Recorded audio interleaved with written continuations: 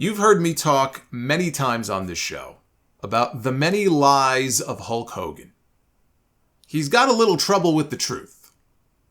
I know some people want to attribute it to his age, he's getting older, maybe he forgets things, maybe. I forget things, and I'm not 70 years old like he is. I might chalk these up to Hogan having a senior moment, except he's been doing this for years, long before he was a senior. So it's bullshit. Much like the things that come out of the man's mouth. As I've said before, if his lips are moving, he's lying.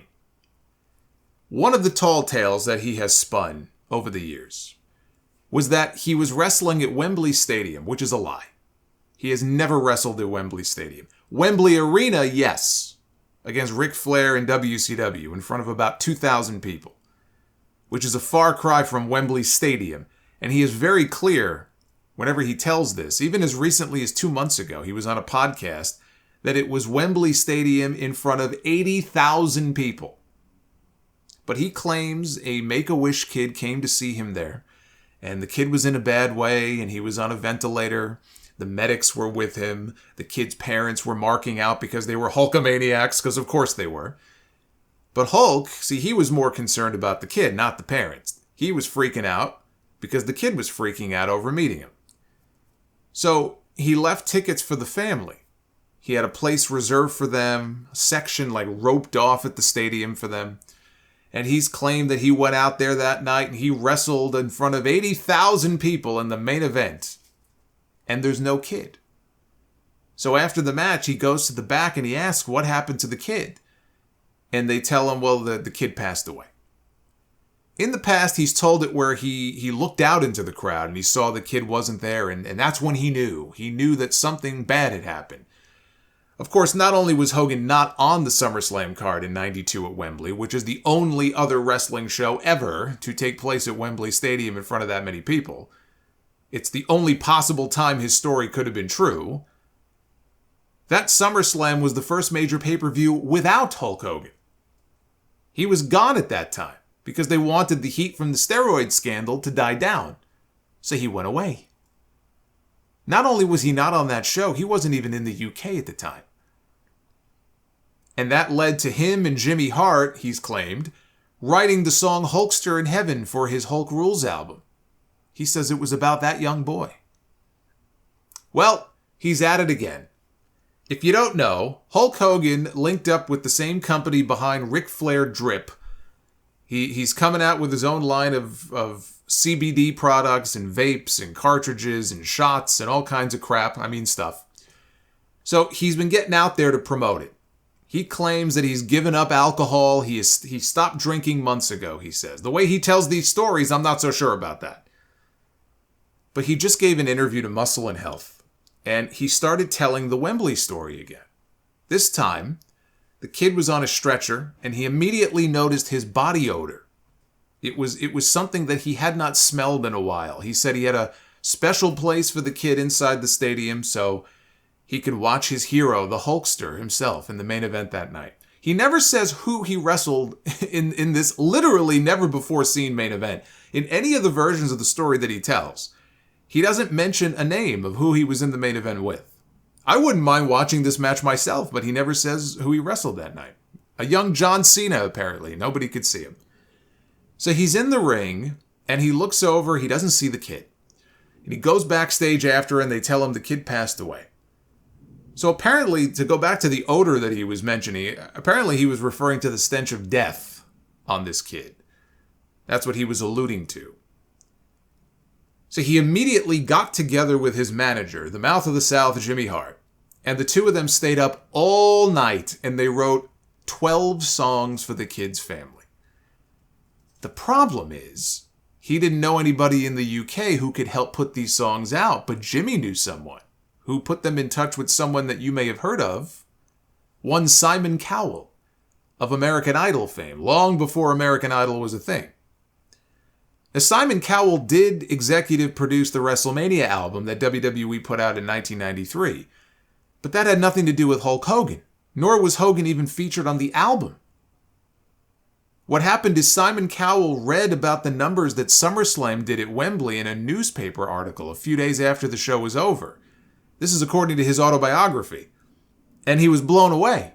And he figured, well, if they're selling that many tickets and that many videos each year, then they should do an album with the wrestlers, because people would buy the albums if they had their favorite wrestlers singing songs. So he reached out to Vince McMahon about producing an album, which led to the WrestleMania album. And that's how that whole thing came about.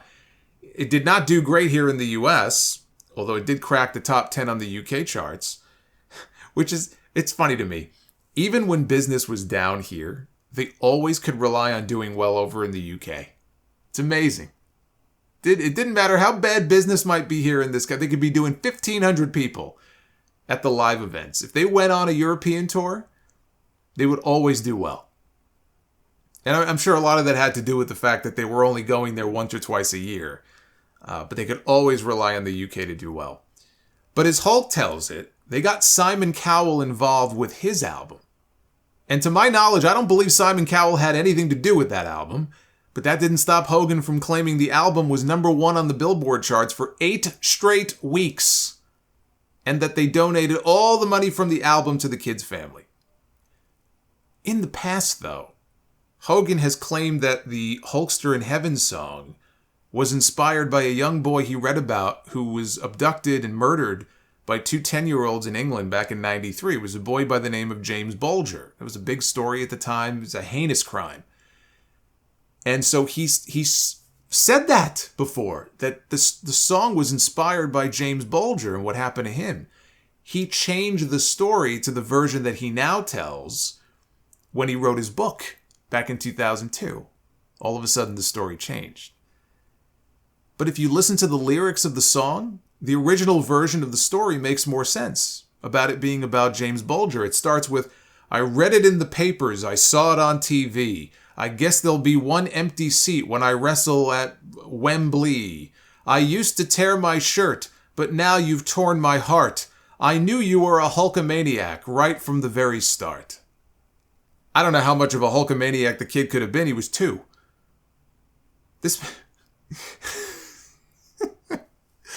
I swear. This man's ego knows no bounds. Oh, and even better, by the way, about the Simon Cowell stuff. Let me mention this. The reason he told this story in the first place was to take credit for Simon Cowell coming to the US and staying here and becoming a mainstream celebrity in the early 2000s. I guess were it not for Hulk Hogan, there would have been no Simon Cowell on American Idol. The album did so well, he said Cowell came over and produced the wrestling album. And then he produced the second wrestling album, Pile Driver, both of which were released in the 1980s, long before Simon Cowell produced his first wrestling album. But then he never left. He came here and he stayed. So we can thank the Hulkster for that, or blame him, depending on your view of Simon Cowell. So to recap, Hulk Hogan met a sick Make-A-Wish kid, smelled the stench of death on him, left tickets for him and his family, worked the main event of a phantom show at Wembley Stadium, found out the kid died backstage, stayed up all night with Jimmy Hart writing a dozen songs in his honor, which topped the Billboard charts for 2 months, which led to Simon Cowell traveling back in time to create the first 2 wrestling albums. You know, normally when Grandpa starts telling these kinds of stories, the family moves him into Shady Pines to live out the rest of his days in his rocking chair. You know, it's a shame because Hogan did do a ton of Make-A-Wish stuff. There's no need for him to make up stories like this. And I'm sure there are times where he misremembers or he gets things confused. But the sheer volume of lies and bullshit that he has told, there is no way you can chalk it all up to a bad memory or the steroids shrinking his brain. He lies. He doesn't have to, but he does it anyway. He does it so effortlessly, pathologically. Hogan dropped by Joe Rogan's podcast this week also. 3 hours. I can't do it. I couldn't do it. I cannot get through the entire thing. I barely got 20 minutes into the interview that he did with Theo Von on YouTube a few weeks ago. So I didn't finish it, but there were at least 2 more whoppers in there that are worth mentioning. He claimed he was the first one to get Brock Lesnar when Brock came back from UFC, which is demonstrably false. He said he had his eye on Brock when Brock was in high school. There is absolutely no chance that that is true. But when he came back from UFC, he said they being WWE, gave him to Hulk first. And he warned Brock in the ring to loosen up or else he would make him look really bad. Hulk Hogan did not scout Brock Lesnar in school, nor did he work with Brock Lesnar after he returned from UFC. He worked with him a full 10 years before that. But we shouldn't be surprised. This is from a man who claims he turned down an invitation to fight at the very first UFC show in 1993 because he thought it was too violent and barbaric. The other whopper was that he nearly got killed in Puerto Rico 4 months before Bruiser Brody was murdered. He said that he went down to Puerto Rico and he sold out the stadium. He and Macho Man, they go back to Savage's room and the room is trashed. So he decides to go back to his room to check it out, and in his room he finds a wrestler in there. He did not want to name names because he claims this person is still active, and this person is sitting there with a gun, and he says, if you ever come back here, I'm gonna kill you. Was the guy just sitting in the dark waiting for Hogan to return? I don't know. He said he hauled ass to the airport to head home, and 4 months later, Bruiser Brody goes down there and has, in his words, a little argument, and the booker called him into the shower and cut his throat. Bruiser Brody did not get his throat cut. He was stabbed, but that does not mean that he got his throat cut. And the only record I could find of any show that Hogan would have worked in Puerto Rico during his time in WWE was in 1985. They did do a stadium show down there. That stadium fits almost 20,000 people. They didn't even draw 2,000 to the venue. So I guess it wasn't the sold-out show that he's referring to here. But that was the night that he wrestled Big John Studd and the heavens opened up. This huge rainstorm. And they were sliding all over the mat. It's a miracle nobody broke a leg in there. I remember that because they included that match on Hulk's DVD many years ago. And I had never seen it before. But that was in 1985. 3 years before Brody was murdered. There is no record of Hogan working any shows in Puerto Rico in 1986, in 1987, or in 1988. I can only imagine the stories that he told Rogan the rest of that interview, but I just don't have the stomach for it. But that is the latest installment of Hulk Hogan's Many Lies. I'm sure we'll be adding more chapters to it in the future.